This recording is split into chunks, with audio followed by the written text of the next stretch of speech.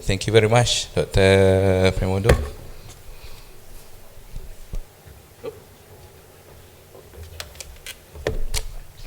Thank you. Okay, for the next speaker, I would like to invite Dr. Ng Kim Swan, consultant anesthesiologist and also pain consultant from Hospital Selayang. Without further ado, I would like to invite her.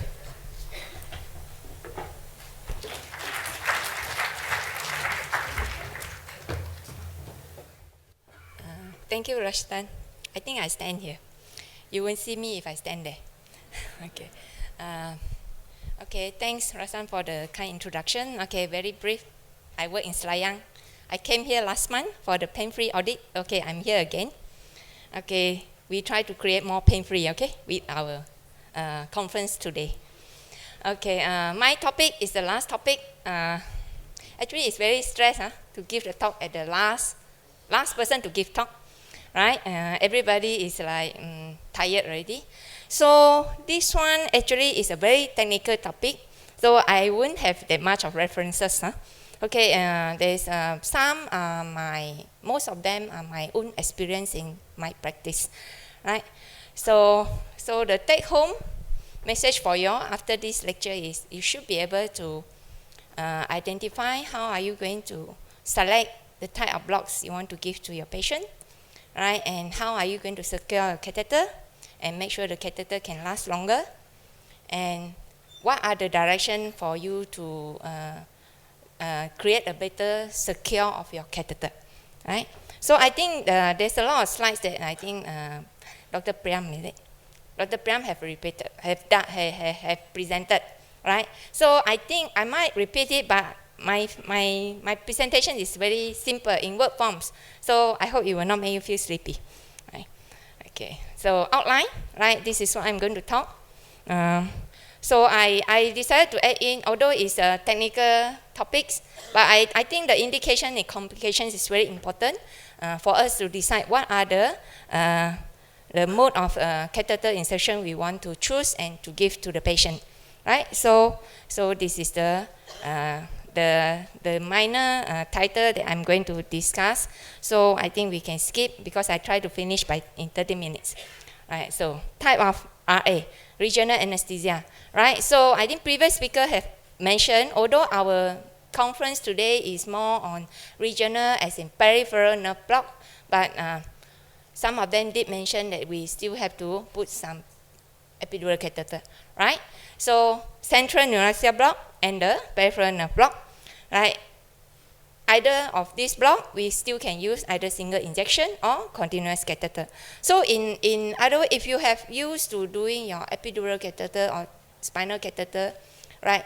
I think the same technique apply to peripheral nerve catheter, right? So I'm just going to concentrate on the continuous perineural catheter, which is I write in is CPNB. Right, so it's a percutaneous insertion of the catheter directly adjacent to the peripheral nerves, supplying the surgical site. Then it is followed by the local anesthetic infusion, right, through the catheter to provide a more site-specific analgesia. Right, so this is what we are going to do. Right, ideally, we should have a good continuous peripheral nerve block by having a good and appropriate placement. Right, so we have to choose the select the proper anatomical site so that our catheter can be more secure, and when the patient having the catheter on themselves, they will still feel at ease to move. Right, if you put the catheter over the joint, so the patient will be more stiff. Right, they will be very scared to move because the catheter might come out anytime. Right, so and then they come out anytime, then they scared we will scold them, but we won't, right? So anyway, so well secure. So ideally to have a continuous peripheral nerve block, we should have a good secure of the catheter, not easily dislodged, right? It should not interfere with the mobilization by the patient, right? Can keep the catheter for a prolonged period. Prolonged as in as long as the patient needs, right? More so if you are drilling with the patient for cancer pain, right? And it should be able to provide adequate analgesia with minimal motor block, and there should be no neurological complication. Right? Lastly, low rate of infusion, which Dr. Priya have mentioned just now. right? So indication, right? We can have acute pain indication as well as chronic pain. So acute as in perioperative care, right? We want to provide good analgesia. And in some patients, we have big wound that require daily dressing or very frequent thorough dressing. I think putting in a continuous peripheral nerve block catheter is very good. And of course, our previous speaker also mentioned about rehab, right, to improve physiotherapy, things like that. So it can be acute, it also can be chronic indication, right? So, okay, these are the example of the chronic pain indication. So, let's go. So, complication that have been mentioned earlier, right, they can have minor complications like catheter obstruction, dislodge, leak, and then disconnection from the pump system, then failure of the pump, and skin irritation because of the allergic reaction to our catheter dressing. So there are another complication that is related to the catheter, right? For instance, like inaccurate catheter tip placement, right? So it can result in insufficient block, right? The other one is undesirable position. This can be include catheter migration, or even at the time of insertion is not appropriately placed, right? So it can cause all the complications like intravascular, intrapleural, epidural, and intrathecal complication, right? And then infection that has been mentioned earlier, right? So I just want to share with you the risk of infection, right? Actually, it's not so high, right? Inpatient is only, incidence is only highest 3.2% that is reported by capillary, right? And the other researcher as well.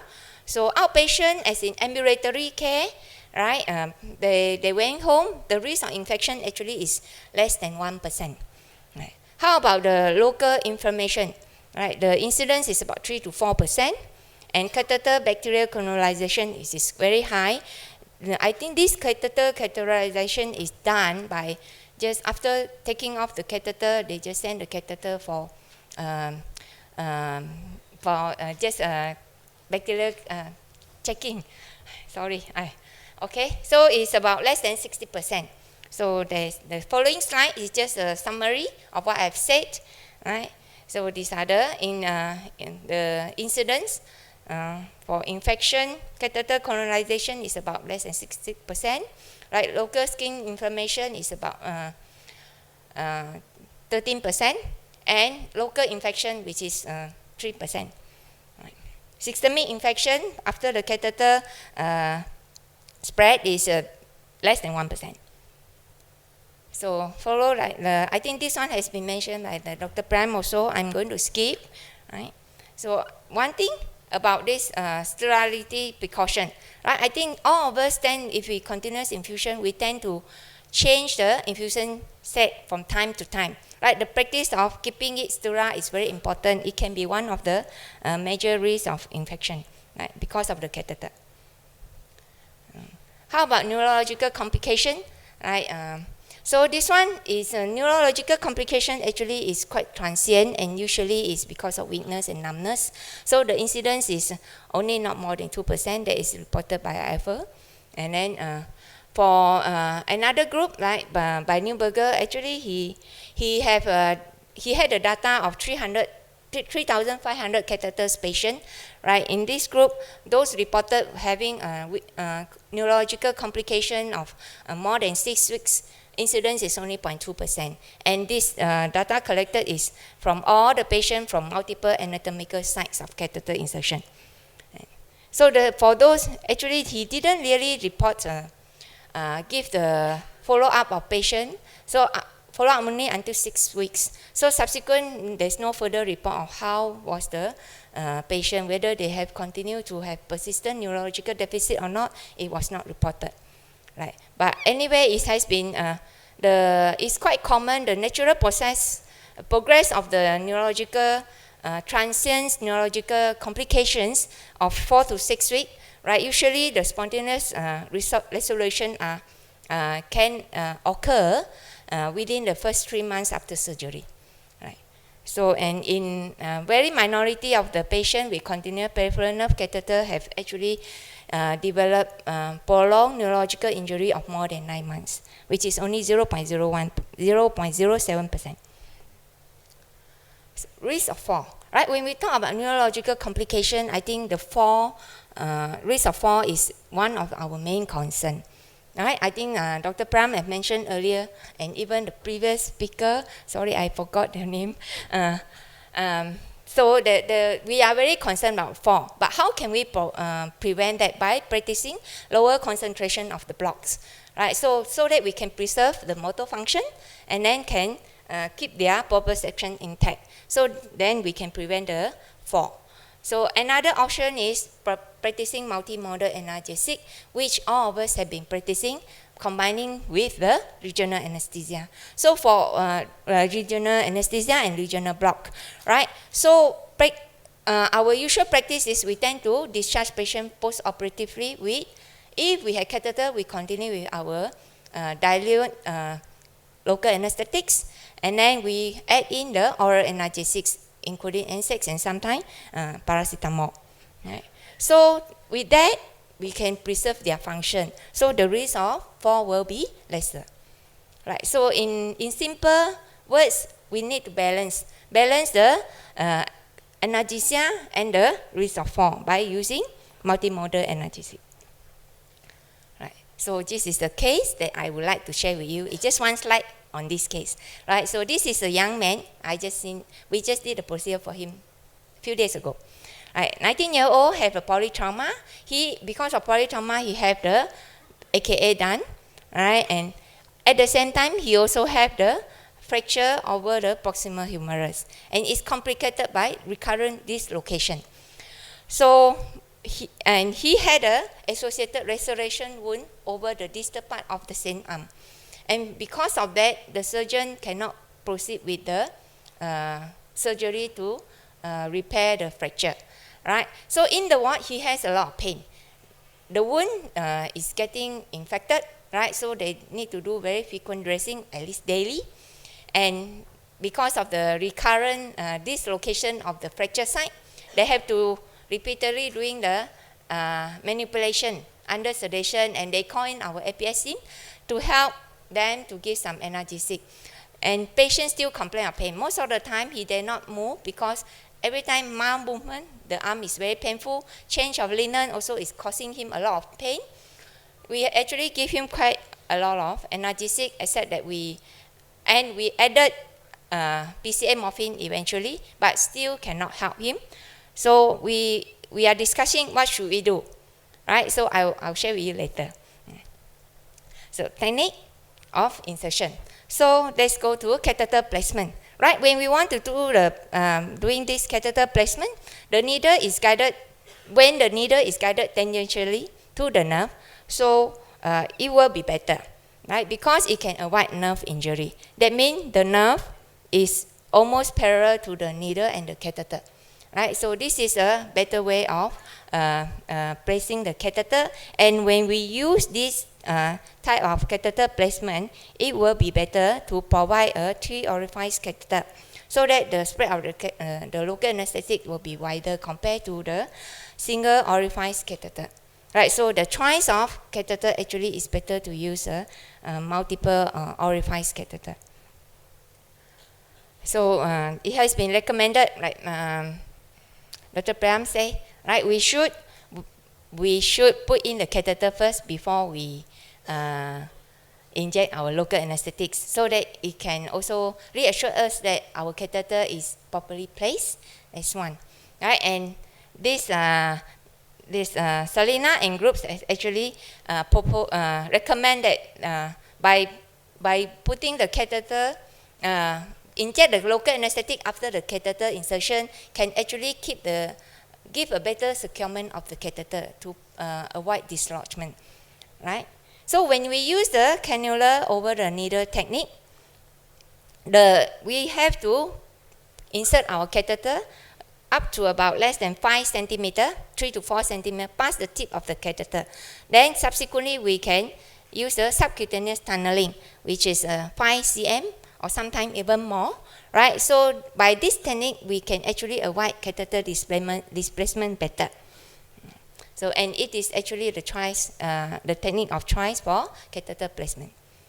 Right, so this is how we put, right? This is a cannula over the needle technique, right? But how far is our catheter should be kept in place, right? It has been recommended not more than 5 centimeter, right? Because it is more than 5 centimeter, if it actually showed to have a higher correlation to catheter coiling. So when catheter coil, the infusion may not be able to go in, right? So usually we try not to keep the catheter more than 5 centimeter. So the choice of site is very much dependent on the surgical or the anesthetic consideration, right? So first we must try see what are the nerves that we want to block and what are the surgery, right? And another thing is the anatomical site, where is it infracurricular, supracurricular, and if it's different site, how are we going to put our catheter? So of course, then anesthesia, either we want to give anesthesia, we give analgesia, or for other reason, right? So these are the consideration to think about before we consider what are the type of catheter and catheter placement we want to put.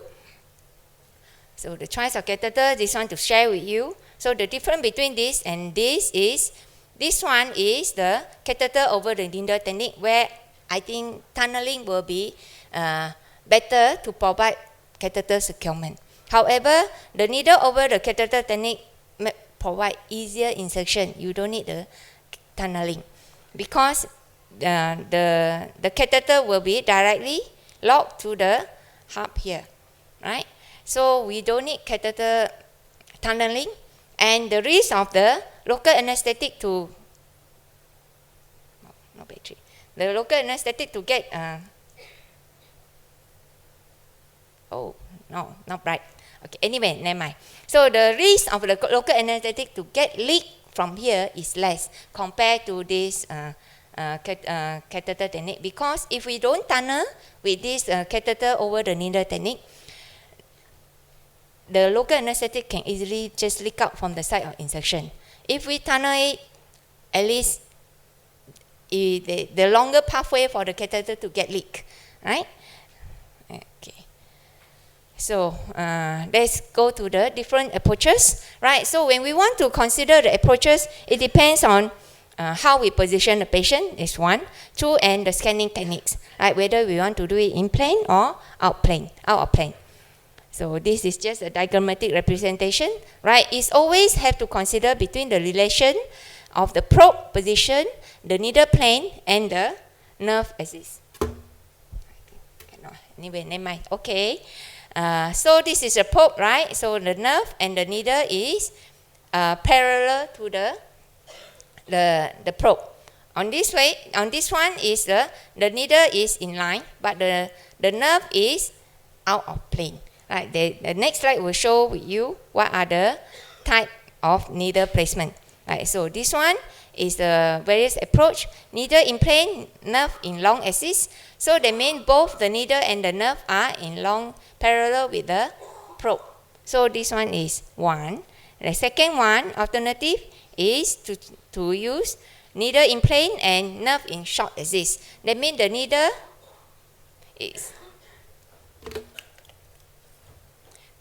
is parallel with the probe, but the nerve is in short axis. You only see the small nerve over the cross section of the nerve, right? Okay, and then this one out of plane, right, where the needle and the nerve are same, but because the probe is cross section the nerve, so you see the needle as well as the nerve in the small dots. So that is how the different approach, but common approach is this one, right? I use this approach. Okay, so I think this is my own diagram. Okay, this is what I do for my patient. Okay, so we see if this one is for infracurricular. So we know infracurricular, we have the conventional technique as well as the brachiocerebral technique. Right, so when you put the catheter either this way, so my advice, my opinion is the catheter is at this angle. We direct tunnel the catheter at this direction so that there will be a sharp angle, and for the catheter to get pulled out, chances is less. Right? So same thing, if it's supracoacular, we tunnel the catheter to the back. Follow this direction to the back. So it's also at an angle. That means it's not parallel.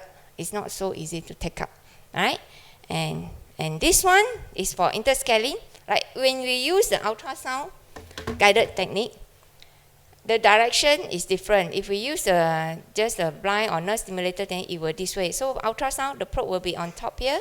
Then the needle, after the needle put in, then the catheter is inserted. We will try to tunnel the catheter either to the back, up, or if the surgery is over the shoulder, we try to tunnel away from the shoulder side. But if it's just for the ambulatory care, not post-op or not shoulder surgery, we can actually tunnel the catheter slightly more posteriorly and lower, closer to the shoulder, but not cross over the shoulder. So that means the catheter can be tunneled this way. How are we going to tunnel? I will share with you afterwards how we tunnel. Right, so same thing for axillary, right? We put in the catheter here, and then we tunnel this way. We bring it over, right? So this one. And how about for the femoral? If we do the femoral, this is where we are going to insert the catheter. Tunneling is either this way or this way, parallel to the ilioinguinal, so that patient, when they flex, this catheter will not move. Right? It's still below the area where they are going to move their joint. And same thing for the facial adductors. Normally, we try to go towards the abdomen. Right? So that is how we can tunnel so that our catheter will not be easily get dislodged. Right? How do we do the tunneling? So this is just the diagram. It's not the peripheral nerve block. This one is the intrathecal catheter.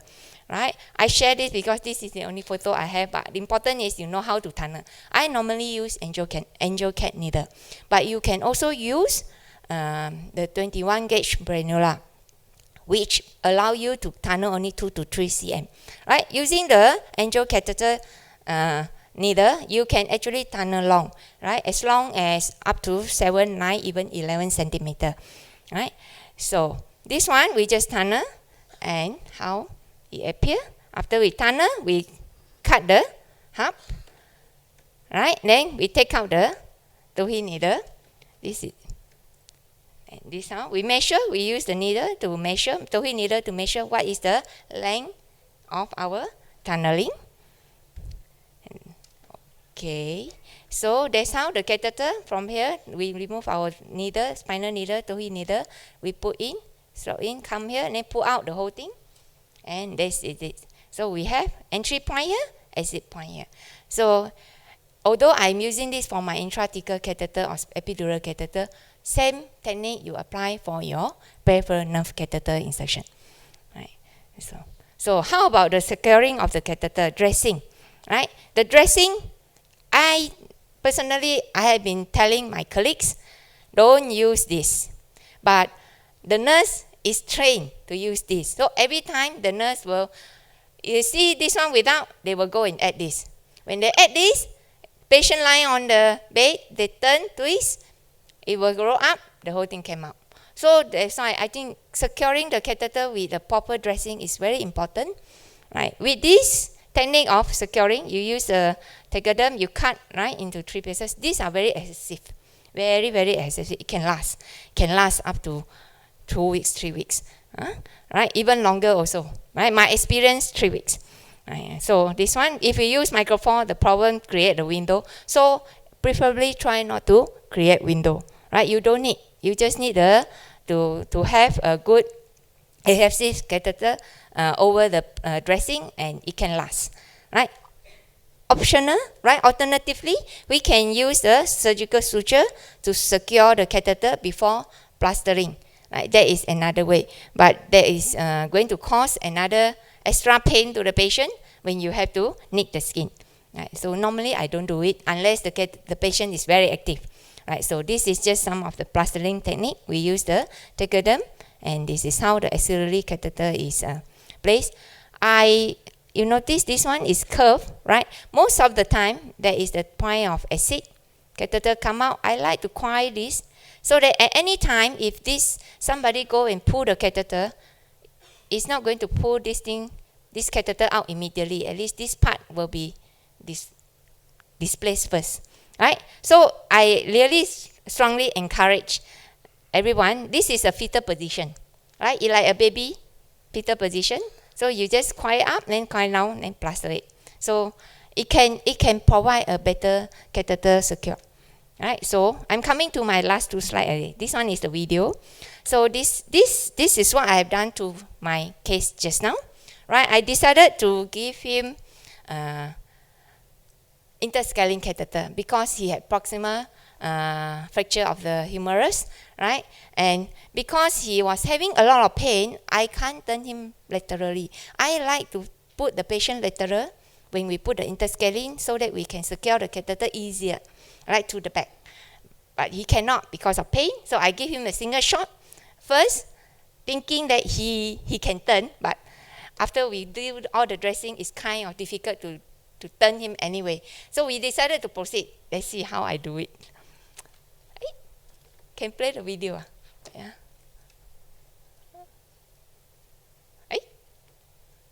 Okay. So this one is the ultrasound image, right? So using the ultrasound technique, I put in the cannula. So we see the needle going close to the interscalene, right? I'm sorry this is a little bit long, but actually it's prepared by my trainee, right? He's here today, he helped me. I'm not good at this. So it take about 4 minutes. I hope you can stay with me. Okay, so when I put in the needle already, I didn't follow Salina's recommendation. I inject the local anesthetic first. I didn't put in the catheter because I always believe in, I open up the space, it will be easier for my catheter to go in, to put in, to get inserted. So that's why I do it like that. And I inject my local anesthetic half, then when I put in the catheter again, I will inject again. By direct ultrasound visualization, I can see my local spreading. You will see, I'll show you afterwards. So this is how the catheter is being put. All right. So the catheter is here, going in, still coming to this side. So I think there's enough. So, okay, we just concentrate on this. I forgot, I didn't have that direct visualization of the local anesthetic injection.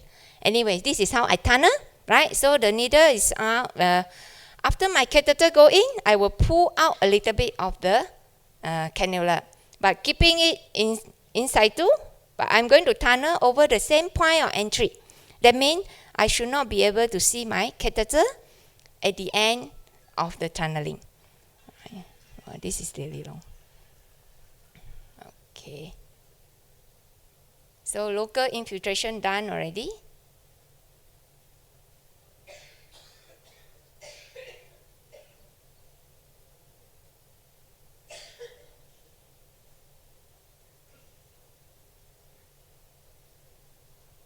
So actually, I just it's about 3 cm. I think it's about 3 cm. I will measure afterwards.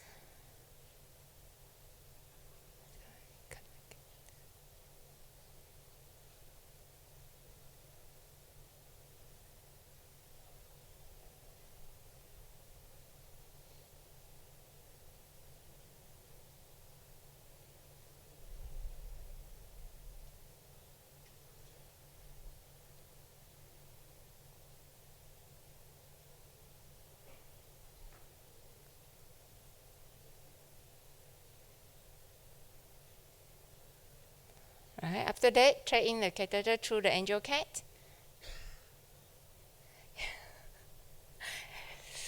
Poor eyesight, okay? I take time. All right. So it's quite easy, isn't it? Hmm?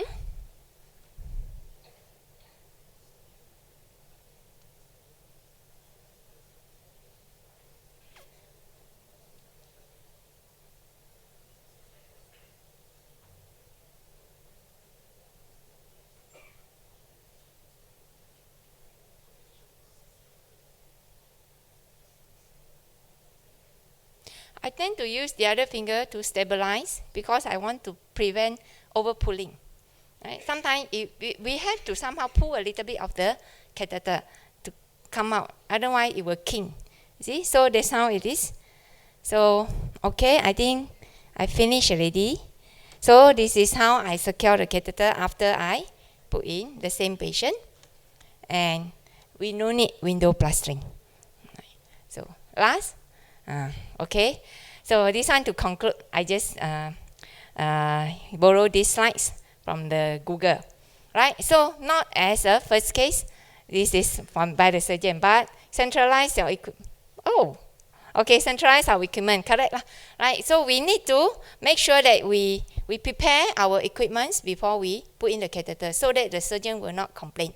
Right, because they will say how long more, and they don't like we do the first case with our catheter. Right, but important is we must select a good probe. Right, we try to have a good knowledge of our anatomy so that we can decide where to put and know about potential complication. Having to know the potential complication, we will take all the precaution, try to prevent all this to happen. With that, thank you.